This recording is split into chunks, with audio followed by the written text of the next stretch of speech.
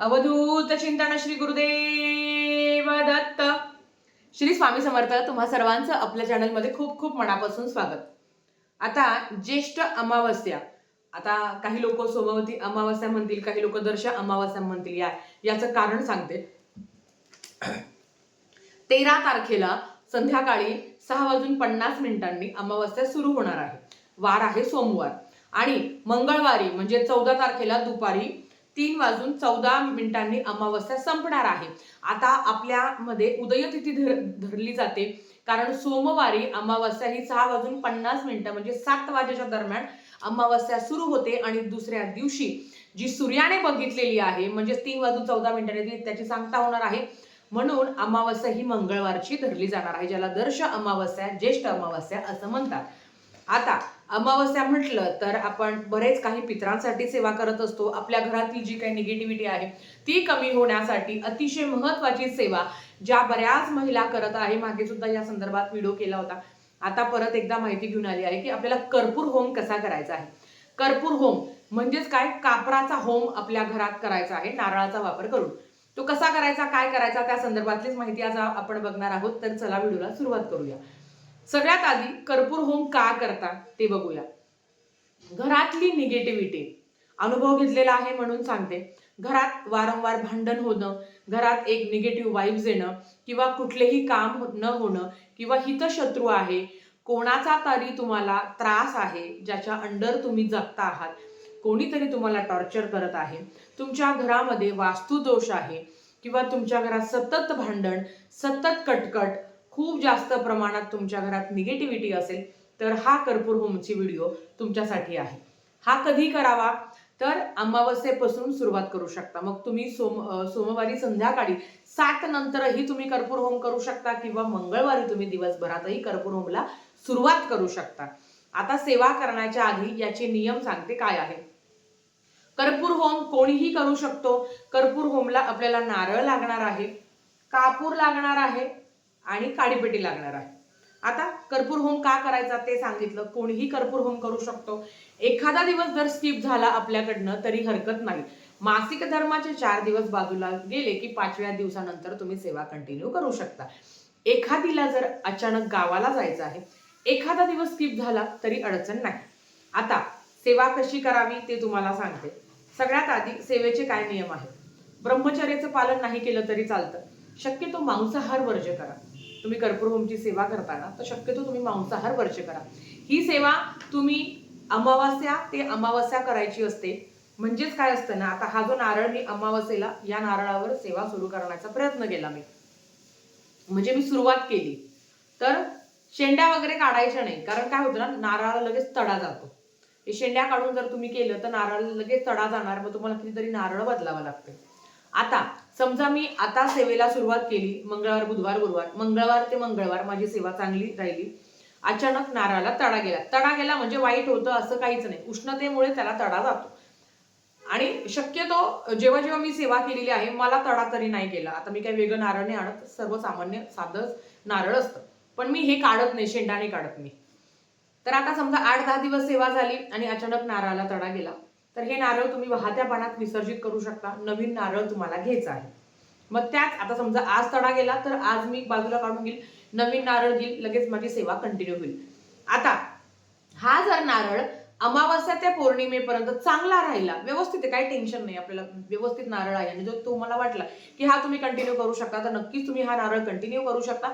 पण ज्यांना वाटतंय की पौर्णिमा आली आहे, मला नारळ बदलायचा आहे, कारण काही लोक पौर्णिमा आणि अमावस्या म्हणजे 15 दिवसातून तो नारळ बदलता. आणि आता समजा हा माझा चांगला नारळ आहे, पौर्णिमेपर्यंत छान तो राहिला, मग मी काय करेल, हा नारळ घेईल, म्हणजे जो जुना नारळ आहे तो काढून घेईल, तो चांगला राहिलेला आहे, नवीन नारळाने मी सेवा करेल. मग ह्या नारळाचं काय करायचं, हा लय मोठा प्रश्न आहे. तर ह्या नारळाचा जो चांगला नारळ आहे, जो तडा गेलेला नाही आहे, 15 दिवस तुम्ही याच्यावर सेवा पण सांगते काय करायचं आहे, पण आधी नियम अटींवर फार भर असतो आपला. तर 15 दिवस मी ही सेवा केली, नारळ चांगला राहिला, मला वाटलं आहे आता नारळ बदलायचं, तर हा जुना नारळ मी याच्या शेंड्या वगैरे काढणार, तो फोडणार आणि त्याचं मी काहीतरी गोड करून खाणार. पण मला वाटलं की अमावस्या ते अमावस्या 1 महिना, आणि काय होतं ना, 1 महिना असा नारळ जर ठेवला तर तो बऱ्यापैकी म्हणतो ना की तो थोडासा खराब होत जातो, कारण रोज उष्णता त्याच्यात त्याने खरतर ती उष्णता नाहीये, ती खूप मोठी सेवा आपल्याकडनं घडते. 15 दिवसातून एकदा पौर्णिमेला नारळ बदलावं. ज्यांना पौर्णिमेला शक्य होत नाही त्यांनी मग कुठल्याही शुभ दिनी, की चला आज पौर्णिमा आली आहे, मला मासिक धर्माचा 4था-5वा दिवस होता, आज माझ्याकडनं सेवा नाही झाली, तर पौर्णिमेनंतर 2ऱ्या-3ऱ्या दिवशी तुम्ही नारळ बदलू शकता. मग तो नारळ तुम्ही बाजूला ठेवायचा, तो मस्त फोडून त्याचं गोड करून काहीतरी खायचं आणि नंतर दुसरा नारळ घेऊन तुम्ही सेवा कंटिन्यू करू शकता. समजलं? आता सेवा काय करायची ना ते तुम्हाला सांगते. काहीच नाही, नारळ घ्यायचा, देवासमोर ठेवायचा. आता मी हातात घेऊन दाखवते, तुम्हाला हातात नारळ घ्यायचा नाही आहे. हा देवासमोर एका डिश मध्ये तुम्हाला ठेवायचा आहे, देवघरासमोर डिश मध्ये. ताई आमचं देवघर वरती टांगलेलं आहे, तुम्ही खाली घेऊ शकता, म्हणजे खाली एखाद्या पाटावर ठेवून तुम्ही सेवा करू शकता. शेंडा समोर असावा आणि असा नारळ. आता 7 कापूर तुम्हाला घ्यायचे आहे. भीमसेनी कापूर घ्या, कुठले पण कापूर घ्या. तर हे 7 कापूर तुम्हाला घ्यायचे आहे आणि अशा ह्या नारळावर जाळायचे आहे. असं आता मी हातात घेतलंय, हातात घ्यायचं नाहीये, डिश मध्ये ठेवायचंय खाली.